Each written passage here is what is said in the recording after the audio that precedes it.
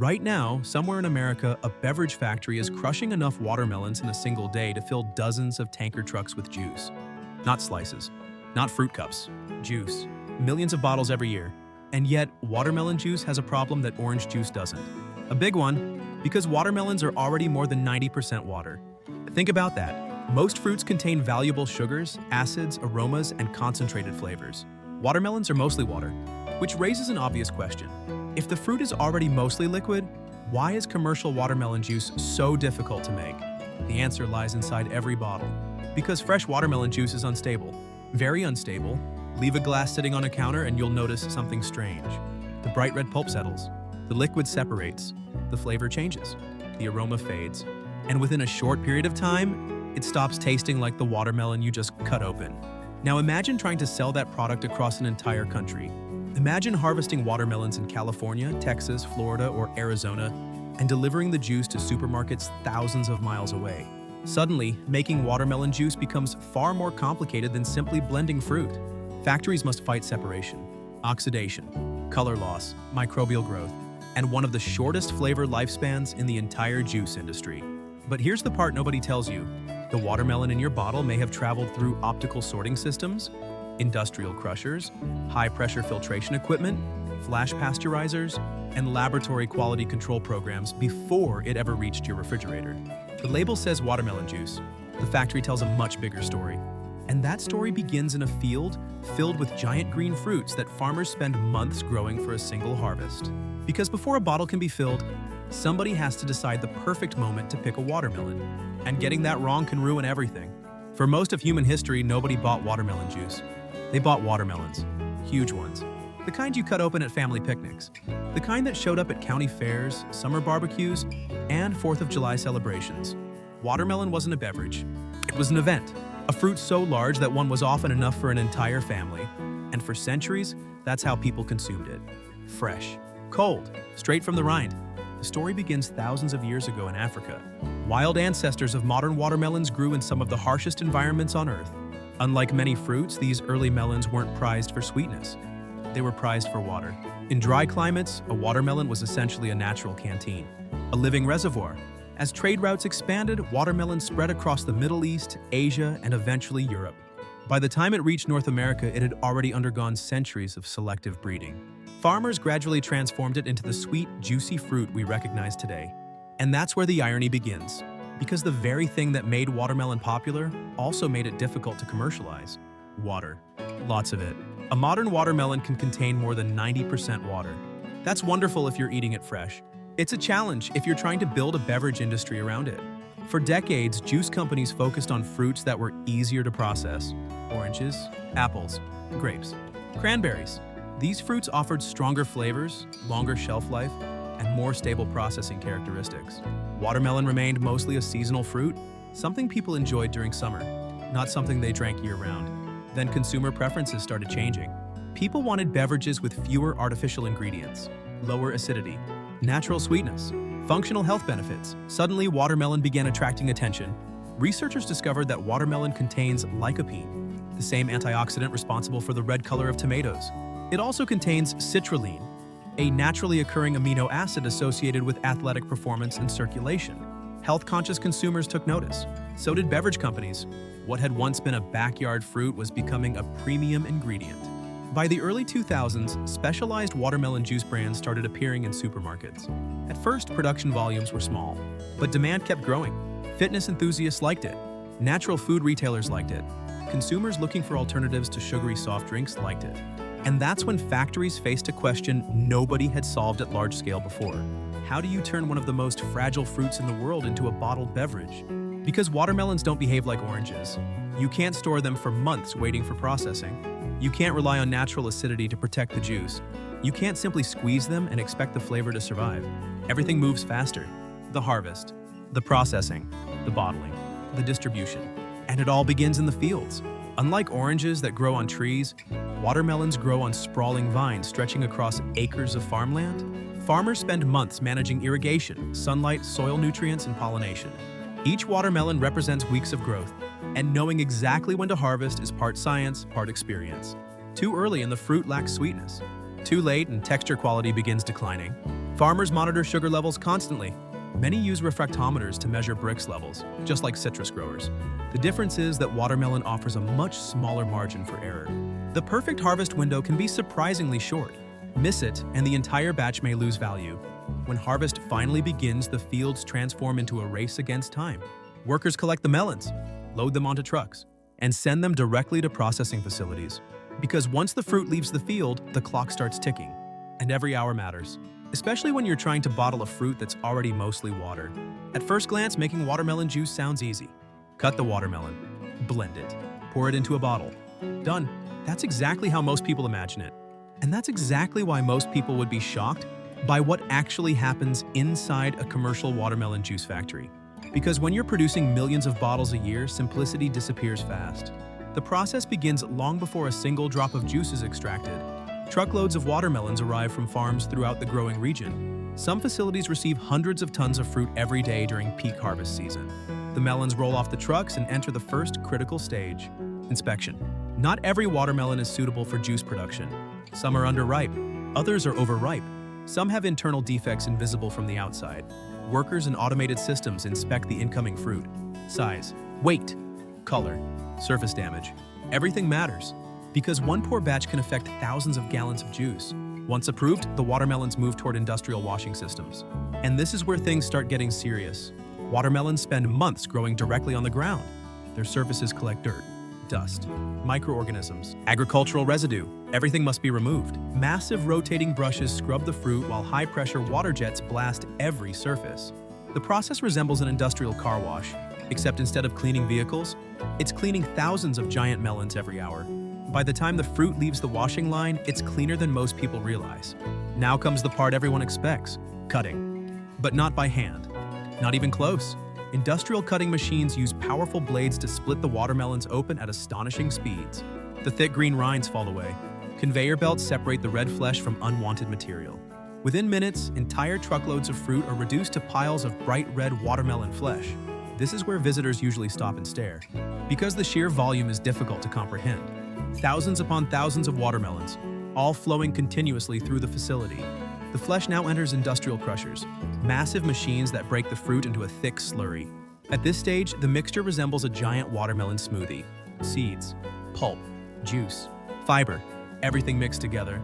The aroma inside the factory becomes intense, sweet, fresh, unmistakably watermelon.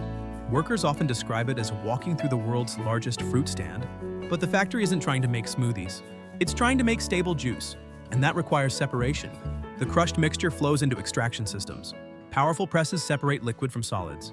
Screens and filters remove unwanted material. Seeds are captured. Large fiber particles are removed. The juice becomes smoother, more uniform, more suitable for bottling. And that's where one of watermelon juice's biggest problems appears. Unlike orange juice, unlike apple juice, unlike grape juice, watermelon juice is extremely fragile.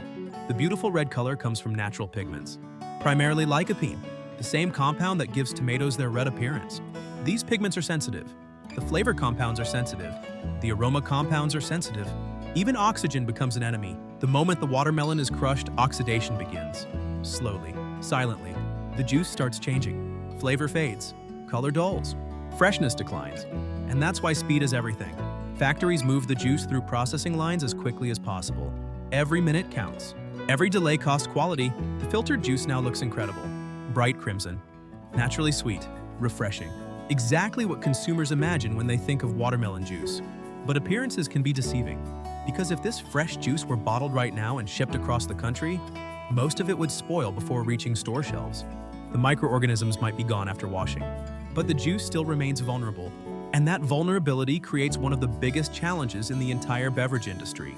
How do you preserve something that tastes fresh without destroying the very qualities that make it fresh? That's where the hidden science begins. Because the next step will determine whether this juice survives for days, weeks, or months. And it's the step that changes everything. At this point, the juice looks perfect. Bright red, sweet, fresh.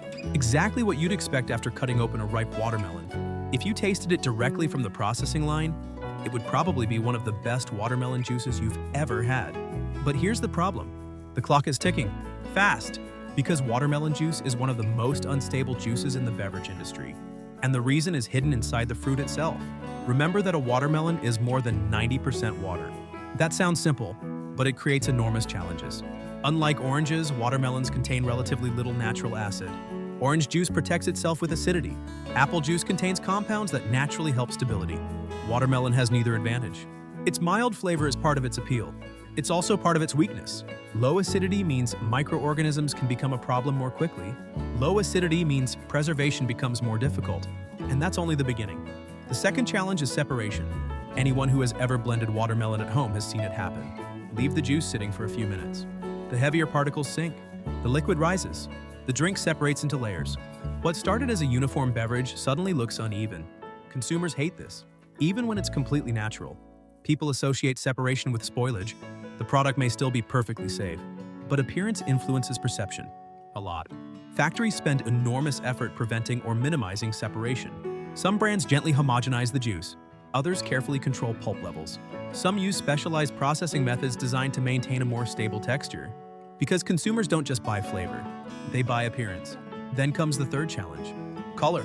The beautiful red color of watermelon juice comes largely from lycopene. Lycopene is a powerful antioxidant. It's also extremely sensitive. Light damages it. Oxygen damages it. Heat can damage it. Time damages it. The moment the watermelon is cut open, the battle begins. Every stage of processing is designed to slow that battle down. Yet it can never be stopped completely. And that leads to the most important step in the entire factory: pasteurization. The same technology used in milk, orange juice, and countless other beverages. The goal is simple: destroy harmful microorganisms, extend shelf life, protect consumers. But just like orange juice, pasteurization creates a trade-off. The heat protects the product, but it also changes it. Some aroma compounds disappear. Certain flavor notes become softer. The fresh-cut watermelon character becomes slightly less intense. Manufacturers spend years optimizing this process. Too little heat and safety becomes a concern. Too much heat and the juice loses the qualities consumers love. Finding the perfect balance is one of the biggest technical challenges in the industry. Some premium brands take a different approach. Instead of traditional pasteurization, they use high-pressure processing, often called HPP. This technology is fascinating. Instead of heat, the bottled juice is exposed to enormous pressure. Pressure so intense it's difficult to imagine. Several times greater than the pressure found at the deepest parts of the ocean. The pressure destroys many harmful microorganisms while preserving more of the fresh flavor. The result often tastes closer to freshly squeezed watermelon. But there's a catch. HPP is expensive, very expensive. The equipment costs millions of dollars. The process is slower, and that additional cost eventually reaches consumers, which is why many watermelon juices cost significantly more than people expect. And that brings us back to the question from the beginning. If watermelon is mostly water, why is watermelon juice expensive? Because you're not paying for the water. You're paying for everything required to preserve the watermelon experience. The harvesting, the transportation, the sorting, the extraction, the filtration, the preservation technology, the cold chain, the quality control, and most importantly, the race against time. Because unlike many beverages, watermelon juice is constantly trying to become something else. Separate, fade, change, spoil. The factory's job is to stop that process long enough for the bottle to reach your refrigerator. And that's where one of the most impressive parts of the entire operation begins. Because after all this work, the juice still isn't ready for store shelves. It must still survive bottling, packaging, distribution, and sometimes weeks of transportation before reaching consumers. And that final journey reveals the biggest surprise of all. By now, the watermelon juice has survived some of the most difficult stages in the entire process.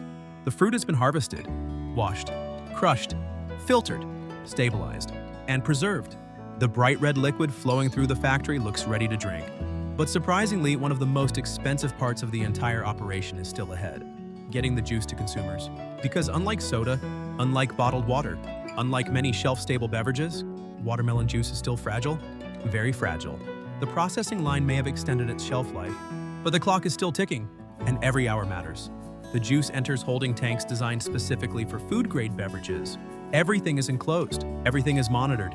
Temperature sensors track conditions continuously. Quality control teams collect samples throughout production. Sugar levels, acidity, color, microbial safety. Every batch must meet strict specifications before moving forward. Only then does the juice enter the bottling hall. And this part of the factory is astonishing. Thousands of empty bottles arrive every hour. Some are made from recycled plastic. Others are glass. Premium brands may use specialized packaging designed to block light and protect sensitive nutrients. because even the bottle itself plays a role in preservation. The filling lines move with incredible precision. Nozzles dispense identical volumes into every container. Caps are applied instantly. Labels are attached. Date codes are printed. Automated cameras inspect every bottle at high speed. A missing cap, a crooked label, an incorrect fill level. The system catches them immediately. Rejected bottles disappear from the line in seconds. The rest continue forward, ready for shipment. But here's where many people misunderstand how juice reaches supermarkets. The bottle isn't simply loaded onto a truck and sent across the country.